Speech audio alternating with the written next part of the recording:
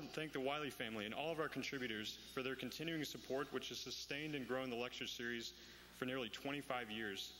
I would like to thank George Bush, 41st President of the United States, and the George Bush Presidential Library Foundation for their assistance in making today possible. And I especially want to thank the committee members of the MSc Wiley Lecture Series.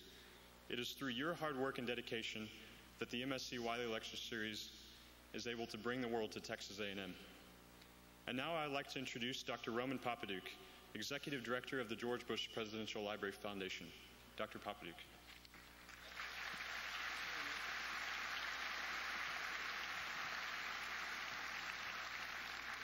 Howdy. Thank you very much, Nate. We all at the Bush Presidential Library Foundation are extremely pleased to help co-sponsor today's Wiley Lecture Series. The President and Mrs. Bush put a great emphasis on supporting the activities of all Texas A&M University students, and this is one of the highlights in terms of that cooperation. Before we proceed, I'd like to thank the Wiley family also for their support of today's event, and I'd also like to acknowledge the President of Texas A&M University, Ed Davis, and his lovely wife, Joanne. Where are you, Ed and Joanne? There we go.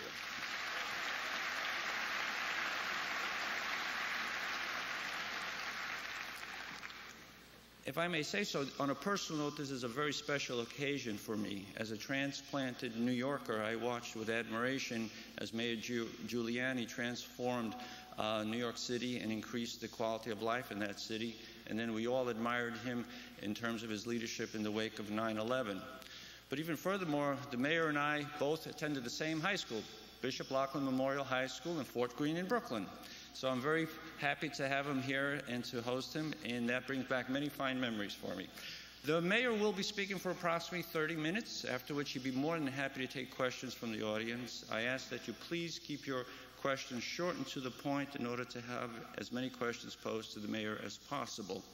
At this time, ladies and gentlemen, it is my distinct pleasure to call upon the 41st President of the United States. Ladies and gentlemen, please join me in a warm welcome for President George Bush.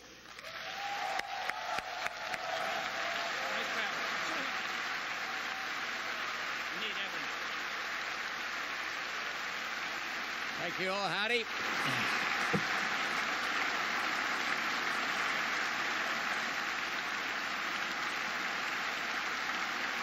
Thank you. Thank you all very much.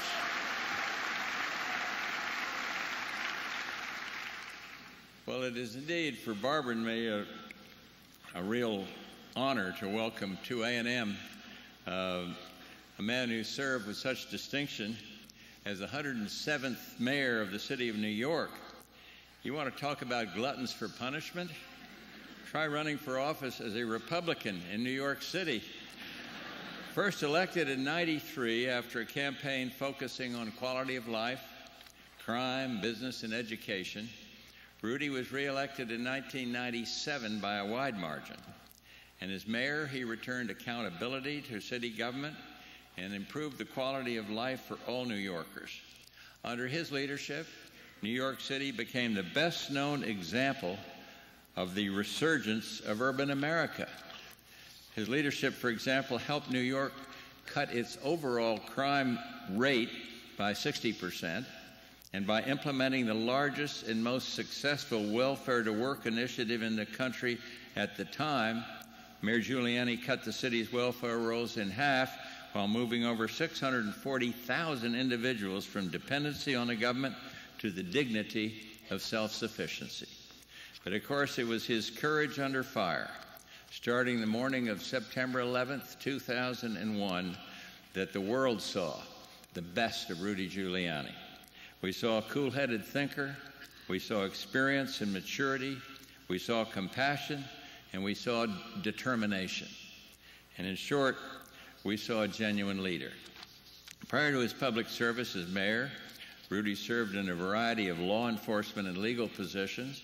In '83, he was appointed U.S. Attorney for the Southern District of New York, where he spearheaded efforts against drug dealers and organized crime, government corruption, and white-collar crime. From 1981 to 1983, he also served as Associate Attorney General, the third highest position in the Department of Justice. He was born the grandson of Italian immigrants in Brooklyn, where one of Rudy's few failings took root. It was there that he became a fan of the New York Yankees. And hey, wait a minute, you guys. As you see, I'm a Astros fan, different league, I admit. But I bet you won't hoop for this one, having been born in Massachusetts myself. Growing up, I was a Red Sox fan. In fact, one of my idols of the day, dating back to those days, was Lou Gehrig, and for a time I thought Lou Gehrig was the only redeeming thing about the New York Yankees.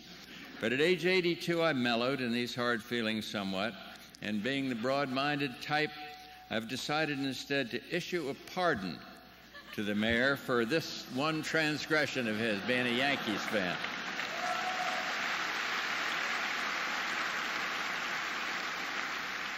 We've been fortunate to have other GOP contenders here. We're bringing to the campus next fall some of the Democratic contenders. But I can just tell you, for Barbara and me, you don't get equal time. Now, for Barbara and me, this one's personal. We have a great affection for Rudy Giuliani, and it's now my honor to present him to you. Rudy? Mr. President, thank you. Thank you very much. Thank you. Thank you very much. Thank you. Thanks a lot. Thanks. Thank you. Thanks. Thank you. Thank you. Thank you. Thank you very much. Thank you. Thank you very, very much, Mr. President. I think if a pardon is given, you have to accept it for it to be official. But I thank the President for his very, very kind words, and I thank Mrs. Bush for being here, and I thank all of you. It's an honor to be at Texas A&M, the home of the Aggies.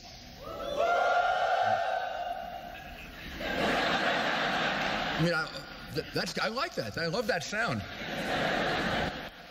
And it's a great honor to be here alongside a great American president who was not only part of the presidency and a president on his own, a great partner with Ronald Reagan, but it's very, very hard to think of anyone that served the country in more ways and more effectively than President Bush, isn't it? I mean, sometimes people have these word association games, and they ask you about people, and they ask you, what's the first thing that comes to mind when you think of?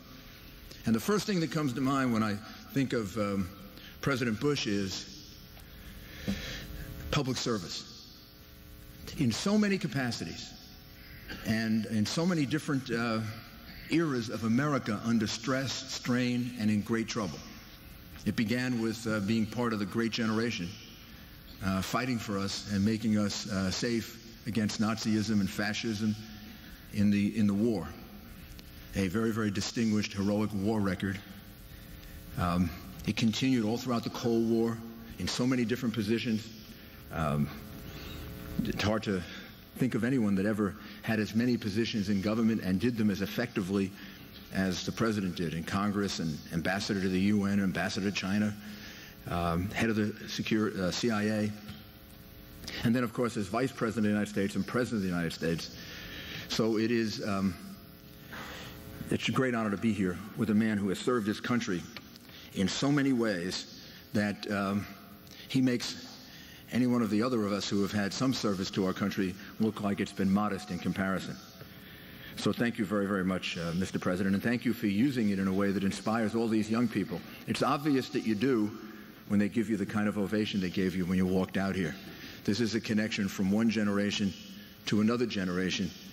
And given the performance of your son as President of the United States, you've been very, very effective in passing on your patriotism and your love of this country to the next generation. And God bless you for it.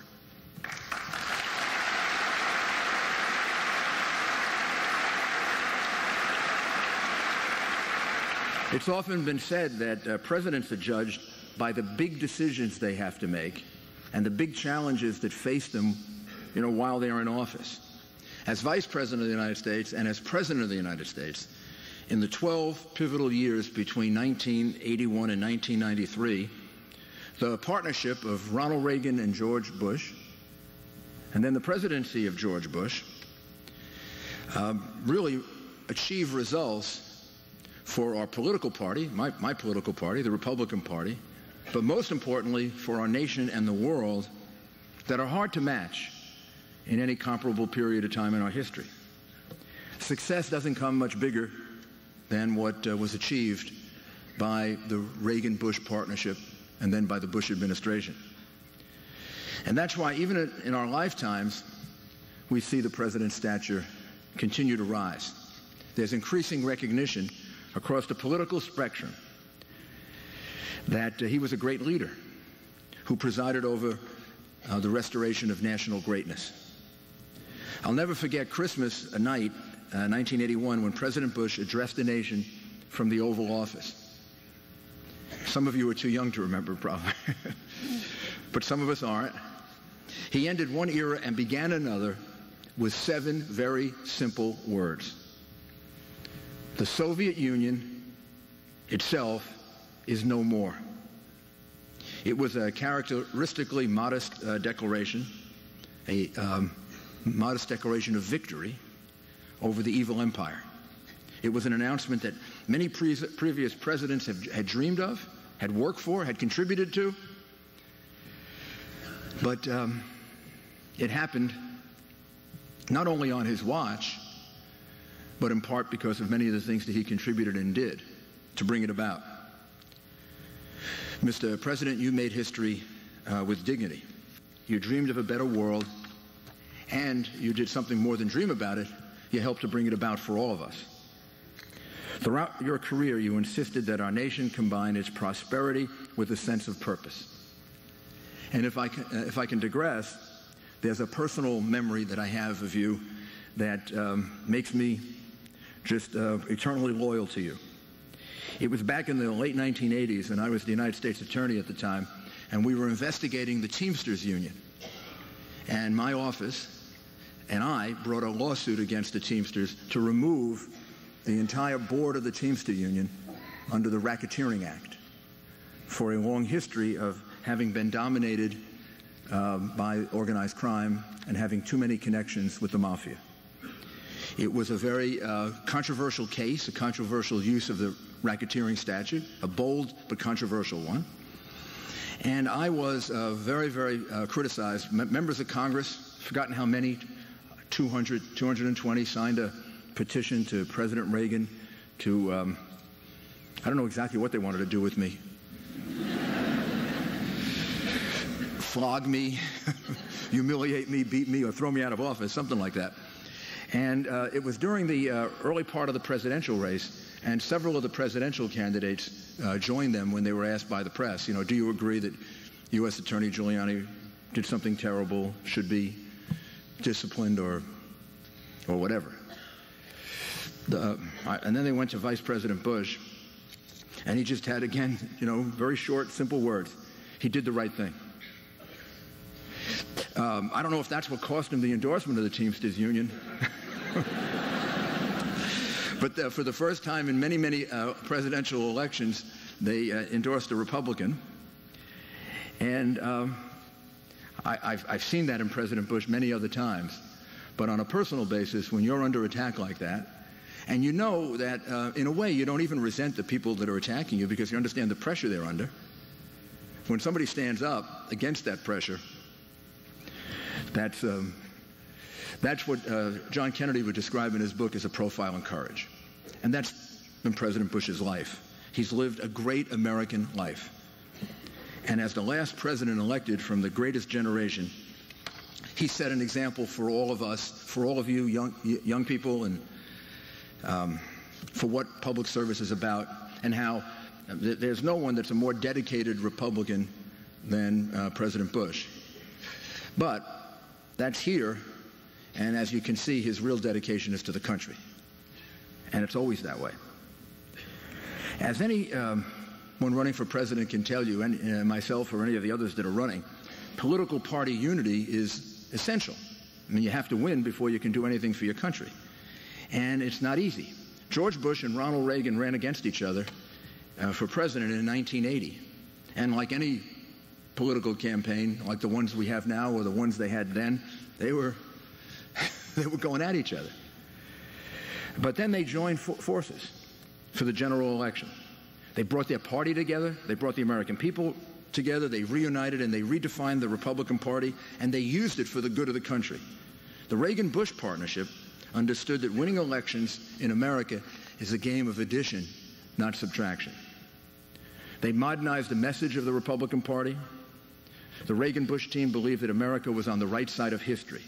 They said that America's past may have been great, but America's future has to be greater. And it was really important to do that then. That was the age in which we were really starting to doubt ourselves. Our heads were down. We thought we had seen the greatest America could achieve. We thought we were headed for a decline.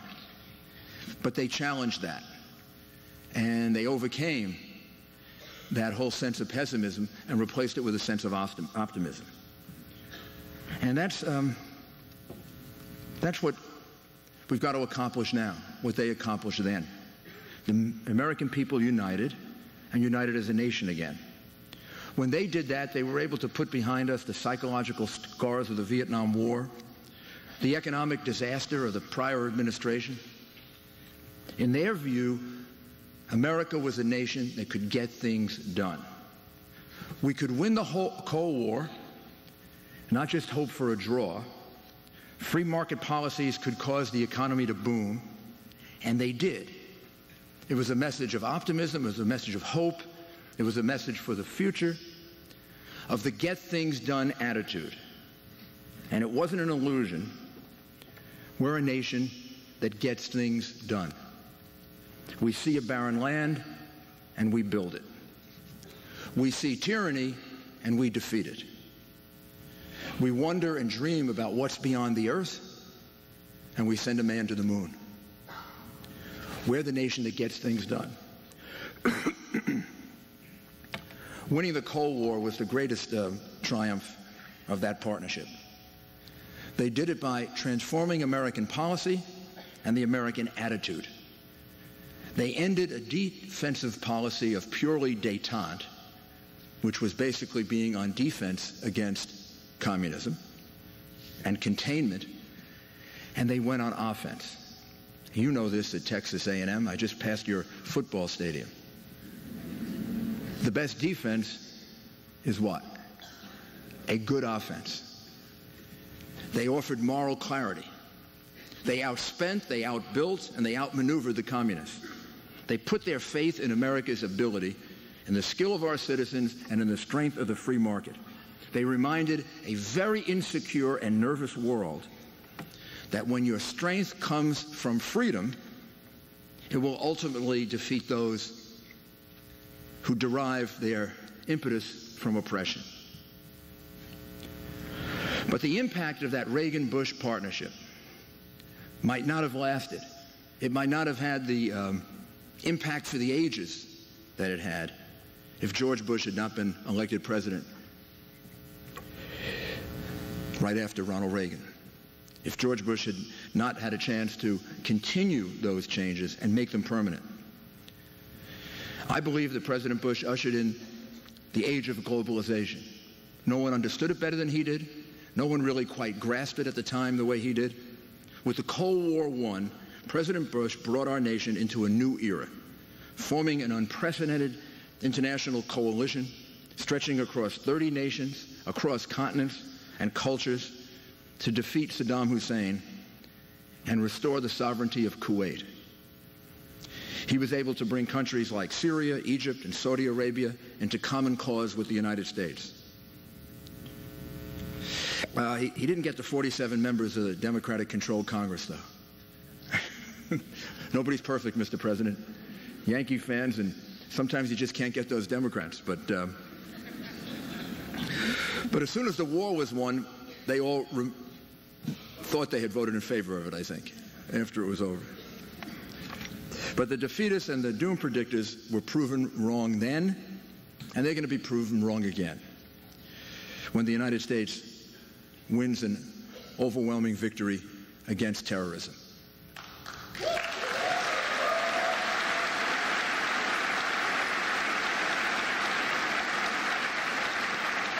President Bush's willingness to commit troops to a just cause helped restore American sense of confidence on the world stage.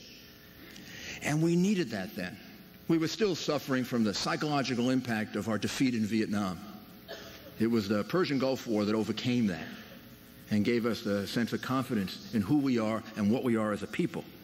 And President Bush was never reluctant to assume responsibility. All of you young people in college should study his career as ambassador to the United Nations, the director of the CIA, the vice president of the United States, the head of the Republican Party when the Republican Party was, I think you could say, in crisis. He transferred his can-do quality to our nation.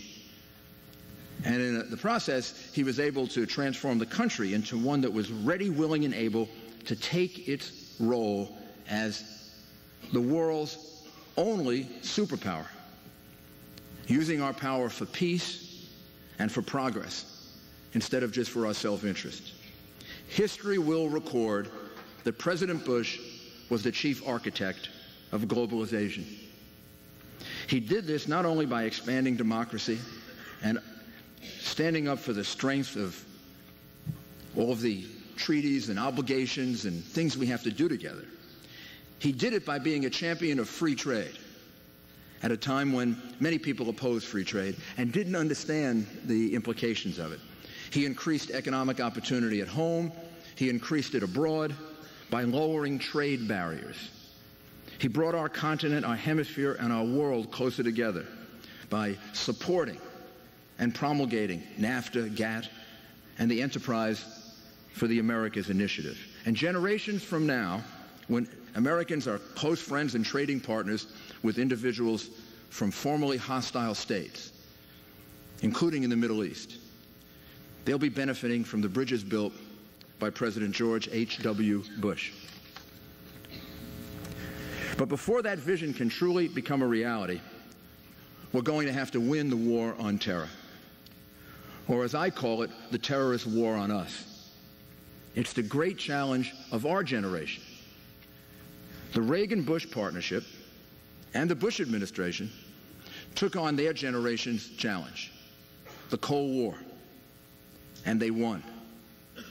Our generation's challenge is no less urgent. Just as communism was opposed to every aspect of the international system that we inhabited, contrary to the values that we have that come not just from our nation but that come from God, the same is true for this terrorism, this radical Islamic terrorism. They don't believe in freedom. They don't believe in democracy.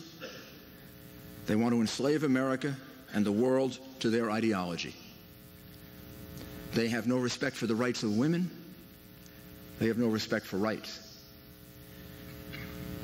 For a while, before September 11, our leaders didn't recognize the threat. The terrorists would attack us, and sometimes we would respond, and sometimes we wouldn't respond. And when we responded, we would not respond as if they were at war with us. We didn't pick it up. We didn't hear it. We didn't see it. We'd respond, for example, when we were attacked in 1993 at the World Trade Center. The people who did it were arrested and convicted of crimes. It was as if it were part of the 1,900 murders or so that happened in New York that year. Well, it wasn't just murder. Murder is terrible. Murder is awful. But it wasn't just murder. It was an act of war. If you don't pick up the fact that it's an act of war, you don't do the things you have to do to protect yourself against it happening again. And then that continued through the 1990s. We'd get attacked. Sometimes we'd respond. The response was always inadequate to the enormity of the attack, inadequate to what was really going on. We'd bomb someplace, we'd do it for a day or two, and then we would move on. And then, of course, when the Cole was attacked, the USS Cole, we didn't respond at all. That's what I mean by we were on defense against terrorism. They were setting the agenda. Sometimes we'd respond, sometimes we wouldn't. We didn't get it that they were in this determined long-term war against us. It took September 11 to get it. I don't blame anyone for before September 11. I truly don't. I think the president could understand this more than most, but so many things happen. There are so many things that take your attention that very often, after the fact, everything becomes clearer.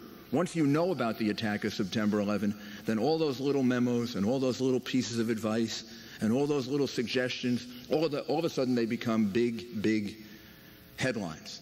At the time they weren't. At the time they were buried under 1,000 other pieces of information, 100 of which maybe were more pressing. So I don't blame anyone before September 11.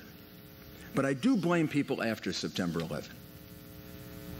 I do think that once that happened, you had to get it, you had to see it. There's no excuse any longer to going back on defense. And the first person to get it, and to get it right, and to get it right immediately, is the current President Bush. He understands the true nature of the threat that we face, and he sees it clearly. Unfortunately, President Bush's efforts to defeat terrorists have become the source of partisan political debate. Those opposing President Bush, I believe, want to take us back to the way we were in that period of time that I was talking about in the 1990s. I believe they're more comfortable taking us back to being on defense, being tentative. One example, I could give you many. This whole debate about timetables for withdrawal. I try to step back from this as best I can as a Republican or Democrat or just as an American or just as an amateur historian. In the long history of war, can you ever remember a time that an army decided to retreat and then printed up a schedule of its retreat to hand it to its enemy? Does that make any sense? Does it have any logic attached to it? Doesn't it endanger the safety of the troops that remain behind to tell the enemy just exactly when they can take tactical advantage of you because your forces will be depleted? And why did that decision take place? And why did that resolution or law or whatever it is get so much support? Not because the people who disagree with me or with us are less patriotic or care less about the safety of the troops or care less about defeating terrorism. I believe their motives are just as patriotic and just as noble or good as mine or anyone else's. But I believe they're making a serious mistake. And they're making a serious mistake because unlike President Bush, the current President Bush, they don't see what we're involved in. They see it very narrowly. They see it just focused on Iraq. They don't see the big picture. They don't see it as part of the overall war on terror. They don't see it as part of an overall war in which people around the world are planning to come here and kill us, not on the scope of the Soviets and not on the scope of Nazi Germany. Certainly not every member of the Islamic or Muslim religion. That would be a terrible thing to anybody to suggest that. It's a very small percentage of people. The religion is a religion of greatness and beauty and for most people, a really good thing. But it has been hijacked and it has been perverted. And when we say it's a small number of people, what we have to understand is it is not just an insignificant number of people. It's enough people to do great damage to us. I don't think that the people who oppose this understand what's really at stake. And I do think they have a natural predilection to going back to the way we were before September 11. I believe that the only way we're going to deal with terrorism is by being on offense, by using our military in a way that shows that we're going to try to preempt them and not wait for them to come here and attack us. Use our military sensibly and carefully and effectively, but not give the impression that we're too tentative and too nervous to use our military at all. And putting out a schedule of your retreat and handing it to the enemy certainly suggests being very tentative. I wonder what that says to the leaders in Iran and elsewhere that might think of challenging us in the future. I think opposing the extension of the Patriot Act, becoming very, very critical of electronic surveillance and interrogation techniques. Same thing. Now, we need all of that. We need the Patriot Act in order to have the ability to get the information that the FBI needs to protect us against terrorism. We need to use electronic surveillance legally, but we need to use it aggressively, because these people don't come and announce to you their plans. You have to go invade their activities to find out about it. And we need to use interrogation of arrested terrorists. It shouldn't be torture. It should not be inhumane, but it should be tough. I told you that I prosecuted organized crime and some terrorism.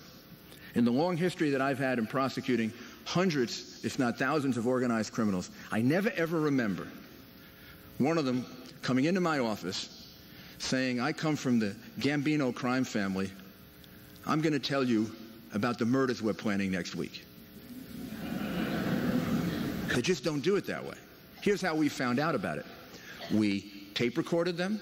We bugged them. We interrogated very aggressively the people that we arrested and put a lot of pressure on them. And in some cases, we were successful in taking the people that we arrested and pressured and putting them back in as, in essence, spies or whatever you want to call it. That's what I mean by being on offense against terrorism. The people who oppose President Bush want to take us back in the other direction on every single one of those. Tentative use of our military, retreat in Iraq, cut back on the Patriot Act, cut back on electronic surveillance, cut back on legitimate interrogation, but aggressive interrogation. All of that will make America a country that's on defense again, rather than as a country that's on offense. And our goal has to be great confidence that we can defeat the terrorists, and then being on offense in order to accomplish that. If you look at the century in which President Bush contributed at so many different occasions, the Second World War, the Cold War, the lesson that I learned from that century is never ever, in the face of terrorists and tyrants and bullies, never ever make the mistakes that we made during that century of not confronting them, not dealing with them. If we had dealt with Hitler earlier, maybe we wouldn't have lost as many millions of people. If we had dealt with communism the way the Reagan-Bush team eventually did, maybe that Cold War would not have been as damaging. And if we had picked up the threat of terrorism in the 1990s, which is, again, I say, maybe we couldn't have. But for the purposes of history, if we had picked up that threat of terrorism in the 1990s, with the attack in 1993 or the other attacks, just maybe we wouldn't be where we are now. So we can't go back and redo history, but we can learn from it not to keep repeating the same mistakes of underestimating or romantically wanting to see our enemies and underestimating the threat that they pose to us. So we need to build on the gains of the current Bush administration. I believe that America can unite on the theme of remaining on offense against terrorists and being fiscally disciplined. I'm an optimist. I'm an optimist because I'm a Yankee fan. But Yankee fans believe at the beginning of every season that they're going to win the World Series. They don't always win the World Series, but it teaches you to be an optimist. And I'm an optimist. I'm someone who believes that the way to focus on America is America can do it. America can accomplish it. My party, the Republican Party, if it's known for anything, should be known for the fact that we get things done. We're a party of great principle, but we're also a party of great practicality. And I have no doubt we're going to defeat the terrorists. I have no doubt about it in the long history of how these things take, because our ideas are so great, and our ideas don't come from us, they come from God. Our ideas are going to prevail. The real question is, are we going to do it in a sensible period of time and with a minimum of loss of human life, or are we going to extend that further by taking steps back and becoming tentative? Freedom from tyranny, freedom from terrorists, and freedom from an overbearing government is at the core of what I believe being a Republican in the beginning of the century is all about. It's a vision that terrorists want to destroy. They oppose our freedom. They want to impose their ideology, which is really what it is, on us. But there's no question that they made a terrible mistake when they attacked us. They attacked us for two purposes: to kill a lot of us, and secondly, to break our spirit. Well, they succeeded in killing a lot of us, and we will be hurt by that forever and ever, internally, emotionally, in many ways. But they didn't break our spirit. They didn't break our spirit because the Americans who responded to that attack showed that they're just another generation of the same generation that President Bush came from. The firefighters and the police officers and the rescue workers who wear uniforms like you young men do, they were the first soldiers, the first responders. They stood there.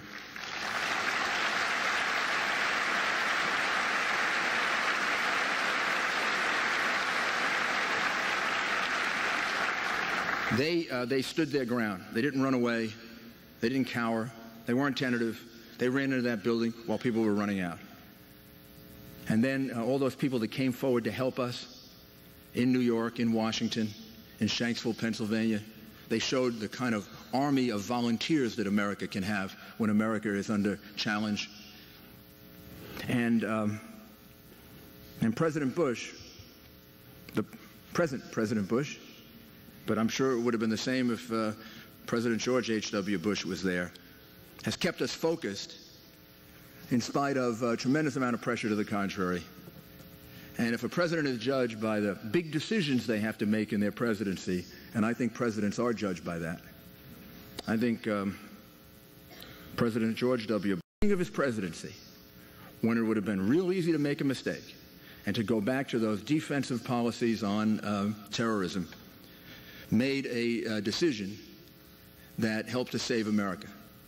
And the decision that he made was to go on offense. And when people ask me, why are we safe now? Did you think we'd be safe now? I say I didn't.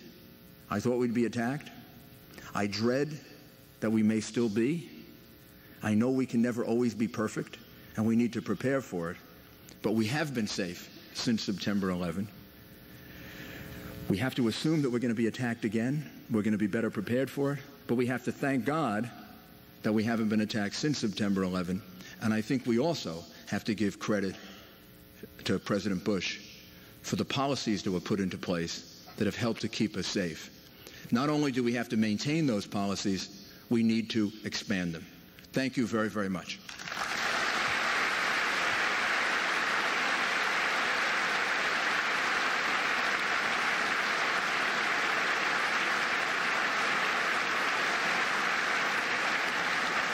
Thank you.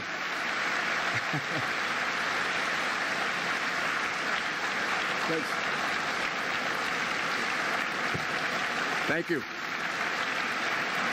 Thanks. Thank you.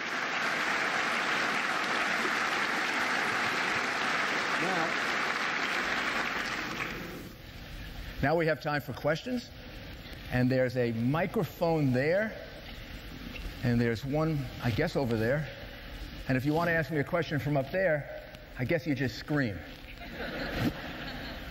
Like they do in New York. Hey, Mayor! How could you do that stupid thing?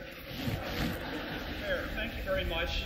Thank you for your remarks. On September 11th, 2001, your city was attacked not by terrorism or Islamic fundamentalism, but by a particular group, Al-Qaeda, that employed terrorism and was an Islamic fundamentalist group.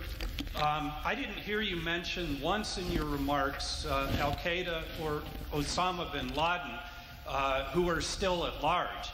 And indeed, isn't it misleading to declare war on terrorism and Islamic fundamentalism when we have allies, Saudi Arabia and Pakistan, that are Islamic fundamentalist states, or at least have powerful influences by Islamic fundamentalist groups, and when in fact Al-Qaeda and other Islamic fundamentalist states, i.e. Iran, are mortal enemies?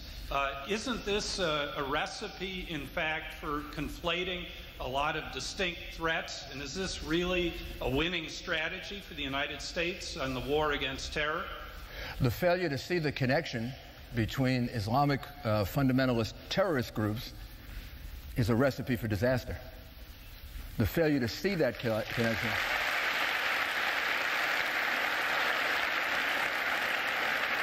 And I don't think you did this on purpose, but you didn't describe what I said accurately. I didn't say Islamic fundamentalism. I said Islamic extreme terrorism, Islamic fundamentalist terrorism. There are many, many very good, very decent, very peaceful, very friendly Islamic fundamentalists who take their religion very seriously and practice it in what might be regarded as a fundamental way or a conservative way. And some of them are personal friends of mine. So I don't have any confusion between those things. But to allow political correctness to have you avoid the reality that we're facing a group that is not hierarchically organized. It's not organized the way a corporation is organized. It isn't even organized the way the Communist Party of Russia or of China used to be organized. There are separate Islamic fundamentalist terrorist groups in different parts of the world who are planning to come here and kill us or to kill us overseas. They are loosely connected with each other, not hierarchically connected. They sometimes are at war with each other, and they have been at war with each other. And they sometimes have very violent instincts, one against the other. But then they have also shown the capacity to unite in coming here to kill us. For example, what you failed to mention in your answer was that the Islamic fundamentalist terrorist group that came here and attacked us the first time, a lot of people think that the attack of September 11 was the first attack on America or in America. It wasn't. That's part of the warp that some people, and they don't get the whole picture. It was in 1993. Those also were Islamic fundamentalist terrorists, not Al-Qaeda. So they have the same capacity to attack us. And some of the groups that have attacked us overseas have been parts of different groups. And gosh, you want to go into the history of it, you got to go back to the 1960s and the 1970s. We were getting attacked by Islamic fundamentalist terrorist group in the 1960s, the 1970s. American citizens were being killed. It was an Islamic fundamentalist terrorist group that took Leon Klinghoffer, an American citizen, took him out of his wheelchair and threw him into the Mediterranean. It wasn't Al-Qaeda, it was what I just described.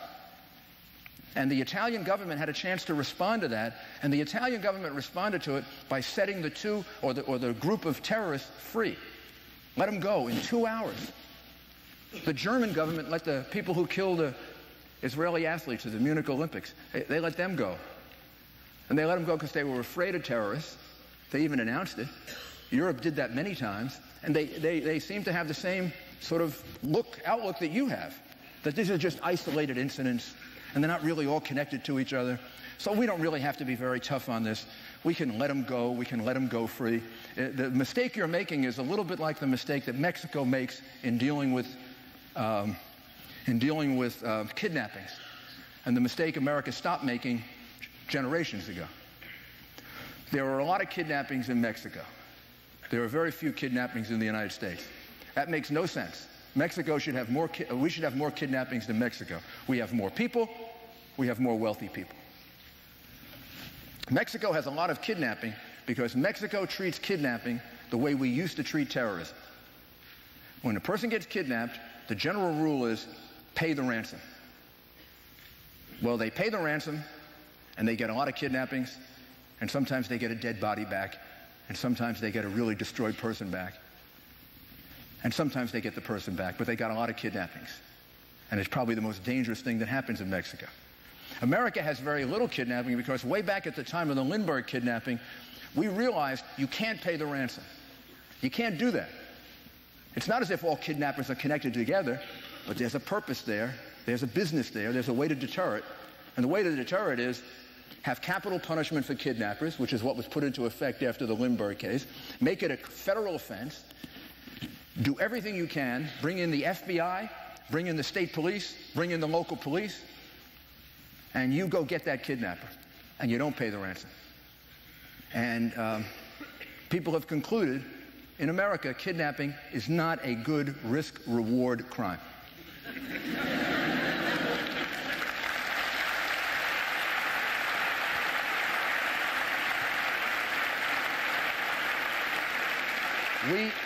We convinced terrorists in the 1970s, 80s, and 90s that being terrorists was a good risk-reward activity. They got to kill people, they got to destroy people, innocent people. They would be released by European governments, meaning we'd pay the ransom, and then we were taking them and we were letting them sit down at the international bargaining table and making big deals out of them. We helped Yasser Arafat win the Nobel Peace Prize. Does that make any sense in retrospect? Yasser Arafat wasn't part of Al-Qaeda, but when I investigated him, don't hold me to this number, but I think the number of Americans he was responsible for having slaughtered was about 29. So the idea that our only enemy is Al-Qaeda, if you would have functioned that way, or we had a president functioning that way, this country would be in grave danger.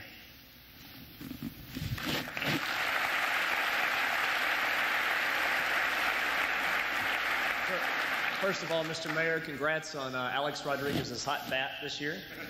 I take total credit for it. Absolutely. I'm sure just as it's difficult being a Republican in New York City, it's also difficult to be the New York Yankees' third baseman if you have a weak bat. But my question is, reading in a little bit into the news cycle nowadays, the tragedy at Virginia Tech University may cause this country to revisit some of its views on gun control. You'll find a wide array of views in this room, just like you'll find a wide array of views on that issue in the Republican Party. So my question is, ballpark your shot at winning the Republican nomination, given how that issue will play out in your campaign and in the party as a whole next year. Sure. First, let me say about Virginia Tech that my heart, like all of yours, goes out to the families and the people affected by it, and I felt a special connection to it because all day on Monday and then on Tuesday it reminded me so much of September 11th. I know the attacks are different and the genesis of it is different, and one was terrorism and the other is this perverted, violent behavior. But the impact of it, the way it plays out on the families and the lives of people, is very much the same. And then just by coincidence, yesterday I gave a talk at Oklahoma City because it's the 12th anniversary of the attack at in Oklahoma City, which was sort of a domestic terrorism kind of attack. So it's something that's really I've been reminded of quite a bit. So my heart goes out to them, and they should understand that they're not alone. It was very helpful to us when we dealt with September 11 in New York to know we weren't alone, that other people had gone through this, that they were there to help us. People from Oklahoma City came to New York after that was going on and helped us a lot, and that's how I developed a relationship with them. And I don't think we should give a political answer to Virginia Tech right now. I don't think we know enough yet about, is there a 5-point program to reduce it in the future, or what do you do about school security that's more effective, and how can you have systems in which you can identify this behavior better, or how do guns work into this? Do there need to be some things the state of Virginia thinks about how they deal with guns, about the availability of it, background checks, all those things the state should look at. The gun-free zone at the college itself. Do you make some exceptions for professors or people in the military or whatever? I mean, there's so much to this, and the politics of it is so intense. It would be inappropriate to the people there to have some kind of a big, long list of answers to that. If you want to know my view, how about before it happened on the Second Amendment and on guns, I will tell you what it is. And this has nothing to do in particular with Virginia Tech. It was my view before. It'll be my view in the future. The Second Amendment grants a right to bear arms. You can agree with it or disagree with it. Doesn't matter when it's constitutional law. I agree with it, but it didn't matter if you agree with it. The Second Amendment says you have a right to bear arms. The court in the Circuit Court in Washington, D.C., a decision by Judge Silberman, came to the conclusion that that's an individual right that you possess, like your right of free speech or your right to be free of unreasonable searches and seizures. Again, you can agree with that or disagree with it, but if you agree that's part of the Constitution, you have to respect it. And what that means is, and the judge lays this out in the opinion, You can have restrictions on the right to bear arms, but they have to be reasonable ones. They can't be, like in the District of Columbia, they virtually eliminated all handguns. Well, that was unreasonable.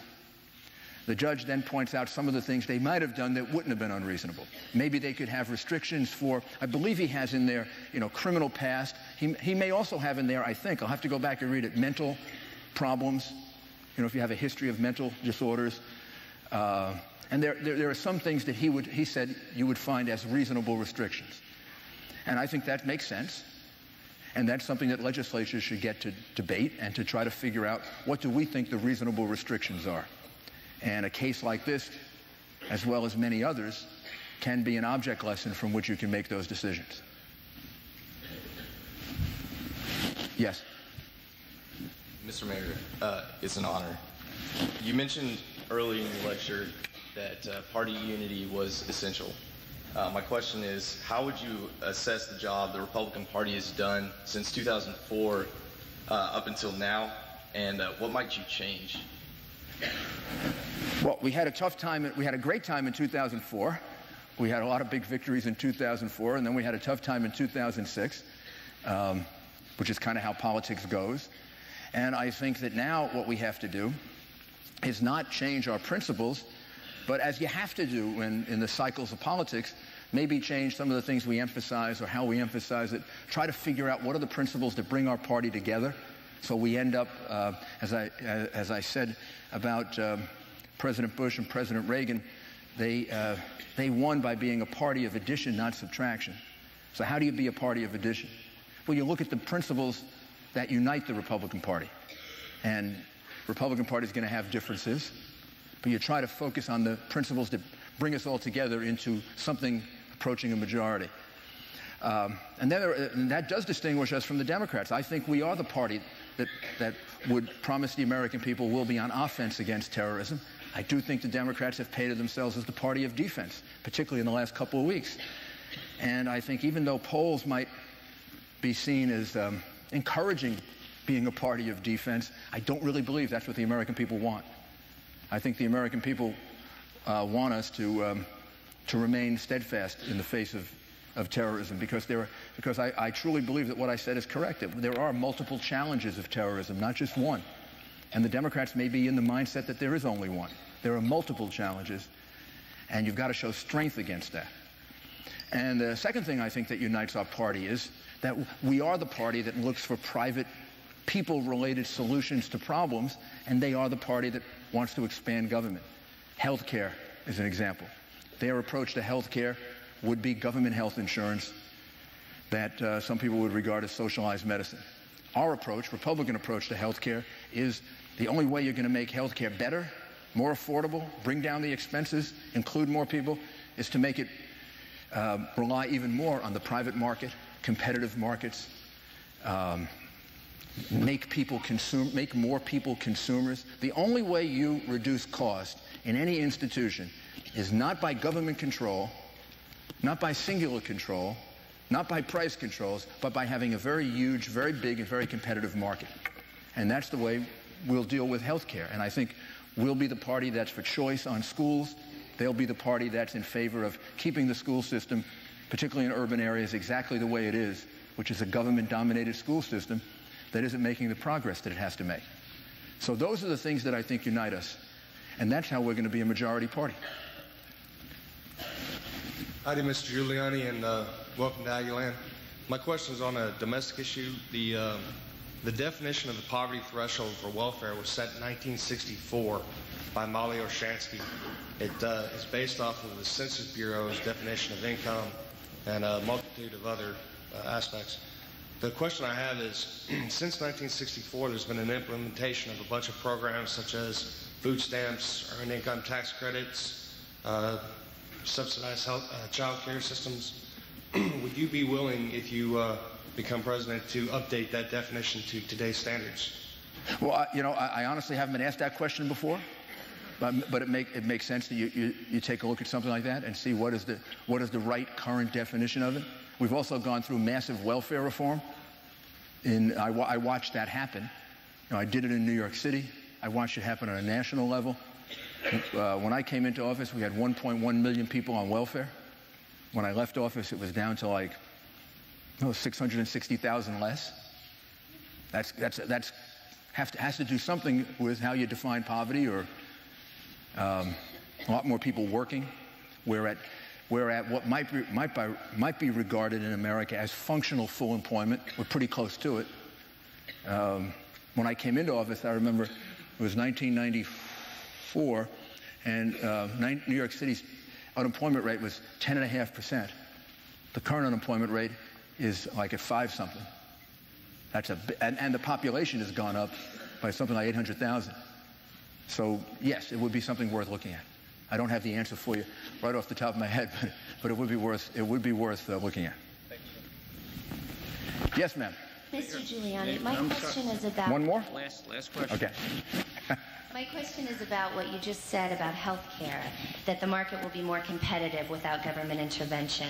By that logic, the market for steel, sugar, corn, wheat, dairy would also be more competitive without government intervention. Yet largely those farmers are in what we would consider to be red states. And their representatives and their senators are Republicans, and those officers of the law support the supports and subsidies that support those lobbies.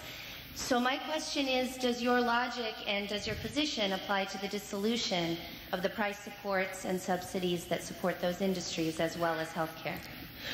First of all, I don't think the analogy is a good one between industries that are under very, very heavy competition from abroad, where, although I'm a very big advocate of free trade, you have to also look at fair trade.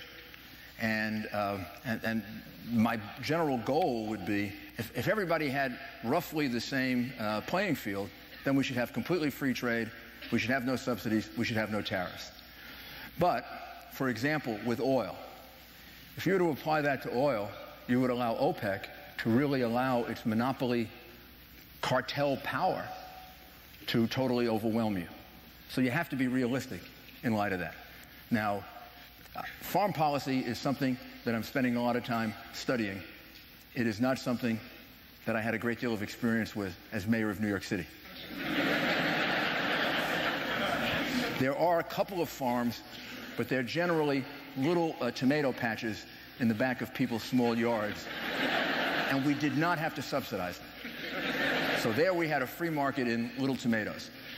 So I would have to take a look at that in great detail. My general approach is as little government intervention as possible, a much wider reliance on the free market, and then government intervention when necessary, because you've got people functioning at a tremendous competitive disadvantage. Maybe you need some government intervention to get to energy independence, for example, because the oil market is not completely a free market. And if you want to do better at expanding ethanol the way Brazil has, if you want to do better with nuclear power and solar power and wind power and the things that we have to get to for more energy independence, maybe that needs some government intervention. But with regard to healthcare is not a good analogy, because the analogy with healthcare is to say to yourself, who has the best healthcare system in the world? The United States of America has the best healthcare system in the world. I get calls from people who would like to have treatment for prostate cancer because they had prostate cancer. I get a lot of calls like that. I wrote about it in my book. People call me. They ask me about getting into a hospital in New York or Los Angeles or Houston or Minneapolis or Maryland or Washington. I've never gotten a call from anybody asking me if they can go for their prostate cancer operation to Germany or to France or to Italy or to Canada. I get people from there asking if they can come to the United States for treatment because we have the best healthcare system in the world. So if that's the case, then why is it the best? With significant problems. It's the best because it retains, unlike the others, some core that's private, free market, competitive, and for-profit. And it makes no sense at all to destroy that in the effort to spread health care and fix the problems. It makes no sense to destroy that and become like those European systems that nobody, then there'll be no healthcare system that anybody will want to use. So if you're going to fix it, you have to fix it by making it a bigger market, making it a freer market, making competitors more empowered.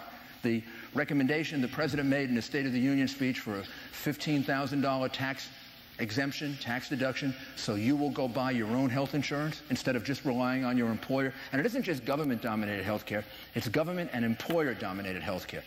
Individuals don't play much of a role anymore in making choices about their health care. The government decides it for them, or their employer decides it for them. Well, we'd be a lot better off if we increased by millions and millions and millions individual choices. So make it as attractive for me or you to go buy our own health insurance as get it from our employer by making it deductible. $15,000 deduction to buy health insurance. Then you and I might go out and shop for a $9,000 or $10,000 policy and keep $5,000 for ourselves, because you'd be allowed to do that. And then have health savings accounts and expand them so that health insurance operates like regular insurance. I can have my health savings account for $2,000 to $5,000. I can use that for my regular and ordinary medical expenses. And then I can go look for the health insurance program that fits me. Maybe I want a large deductible, maybe I want a small deductible. And finally, if you want to include more people that don't have insurance, as we should, then do it with health vouchers. Instead of putting people in the government-dominated program, give them a voucher, subsidize it, give them a voucher, but let them go make the choice. If you do things like that, and there are about 5 other things you have to do like that, you'll create a much bigger market. There'll be much wider available insurance products. There'll be much larger pools. Insurance companies will be competing with each other. I often use the example, which sounds a little strange, of plasma TVs. When plasma TVs first came out, about 8 years ago or so, they used to cost about $15,000, maybe $20,000. Now plasma TVs cost $2,000 to $3,000. Same one, even better quality. Why did the price go down? Did the price go down because the government took it over, mandated your having a private TV, and then gave you all the money you wanted to buy it at any cost you wanted to buy it? If the government had done that, plasma TVs would now cost $40,000, and they would be terrible. What the government did was it left it to a private market in which consumers had power. Consumers had power to make choices.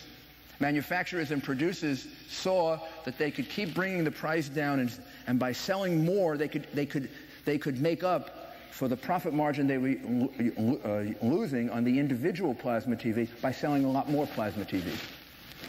If we can get a private market like that operating in healthcare, we're going to be able to include people who don't have healthcare in healthcare, and we're going to be able to maintain it as a great system, as opposed to make it like the socialized medicine systems that nobody wants to use. That's a very peculiar problem. It doesn't necessarily fit as an analogy to anything else. Maybe a few others, but not others. And the one about farms and farm subsidies, I think, has to be viewed from the point of view of free trade, yes, but fair trade is really important, because we can't put America at a big, big tactical disadvantage. Well, thank you very, very much. The questions were terrific. Mr. President, thank you. Thank you very much.